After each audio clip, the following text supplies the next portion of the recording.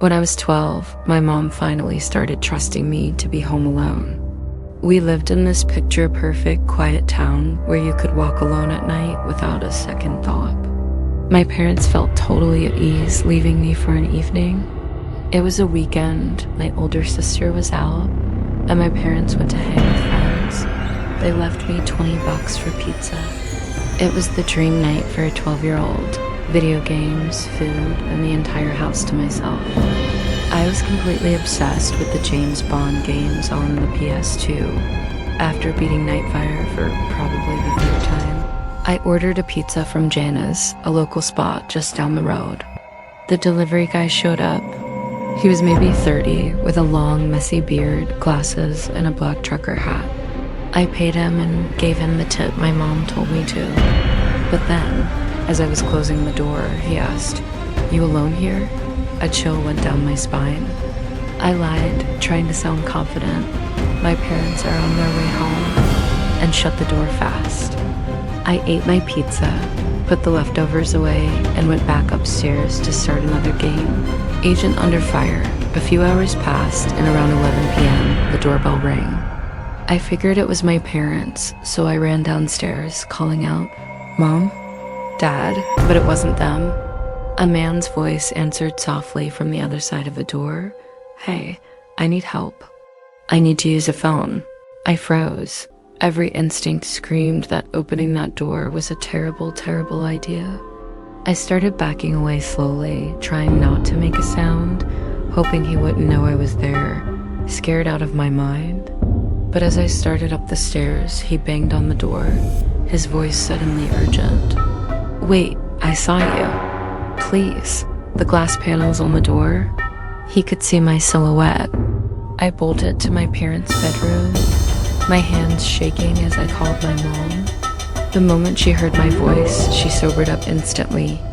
Pure panic set in when I told her someone was trying to get into the house. She stayed on the line with me, trying to keep me calm, while my dad frantically called the police. And then I heard it. A faint creak from the side of the house, the gate. It opened quietly, slowly. My mom whispered for me to stay completely silent and hide in their room. A minute later, which felt like an eternity, I heard footsteps. Inside the house, my heart just sank. He was downstairs, walking around. Then the footsteps started coming up the stairs, one step at a time. He got to my parents' bedroom door and tried the doorknob. It jiggled. Then a few light knocks, then silence. His footsteps moved away down the hall. I stayed frozen under the bed, not daring to breathe, until I heard the police shouting as they came inside. They searched the whole house. The sliding glass door in the back was wide open. They figured that's how he got in through the backyard. I told them everything, including the creepy pizza guy. The next day, my parents took me to the pizzeria to see if I could identify him. He wasn't working. The manager got defensive, insisting the man I described would never do that, and basically asked us to leave. We waited outside for almost an hour, but he never showed up for a shift. We never ordered from there again. To this day, I'm convinced it was the pizza guy. Who else could have known I was home alone? Years later, my family moved. We went from California to a remote, forested area in North Idaho. Our new house was massive, completely isolated deep in the woods. It had a gym, a bar, a pool room, even a home theater. It was incredible, but also incredibly secluded. One night, my parents were out, and my girlfriend came over. We decided to watch Gladiator in the basement theater. Halfway through the movie, I got this overwhelming feeling that we were being watched.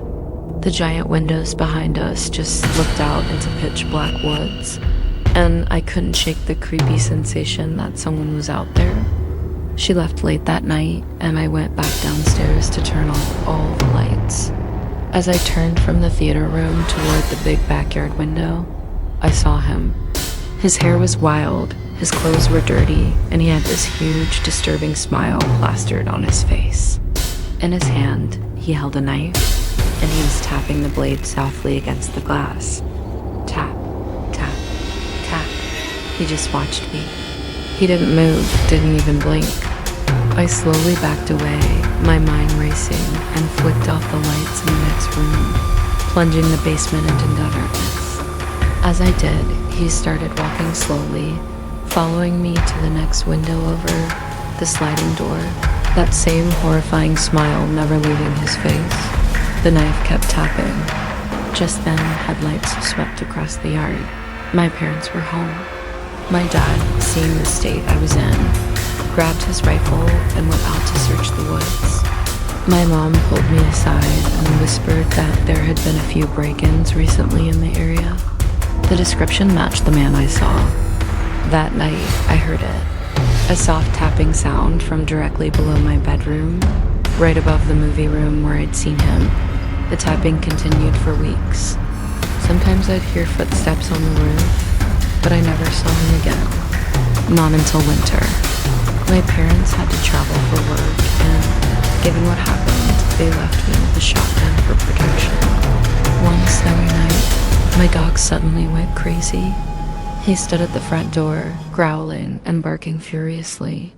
Then came the sound of slow, taunting knocks on the door. The next morning, I went outside. There were fresh footprints in the snow, circling the entire house, with deep impressions right under every single window. One night, I finally saw him again. Through the back window, standing at the edge of the woods. The same smile, the same dead eyes, the same knife. I'd had enough. I shouted at him and fired a warning shot into the air. He just backed away slowly into the trees, still smiling. I opened the door and unleashed my dog, who shot off like a rocket, chasing him toward the tree line. And that was it. That was the last time I ever saw him. Then, during spring break of 2022, I went on a trip with 6 of my college friends.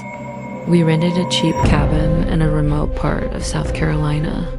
It was a 2-story place surrounded by huge, dense woods, and there was absolutely no cell service. The cabin itself looked old and had a seriously eerie vibe. The first night was fun, though. We were grilling, having a few drinks, playing music. But as it got later, I noticed how the woods around us were unnaturally dark and silent. Around 4:15 in the morning, I woke up. Something had pulled me from my sleep. It was a tapping sound on my window. I turned my head and my blood ran cold. There was a man standing right outside, his face pressed against the glass. He was pale, shirtless, with wild hair. His mouth was hanging half open and his eyes were wide and unblinking. He was just staring at me, his expression completely empty, while slowly tapping on the window with his fingertips. I was too scared to even scream.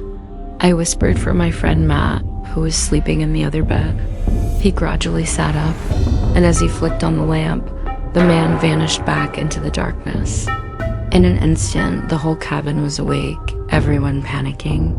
We barricaded the doors, pushed furniture against them, and all huddled together in one room for the rest of the night. But that was only the beginning of what would happen at that cabin. Thanks so much for watching. If you have a story you'd like to share, let me know in the comments. And don't forget to like and subscribe for more content like this. Stay safe out there.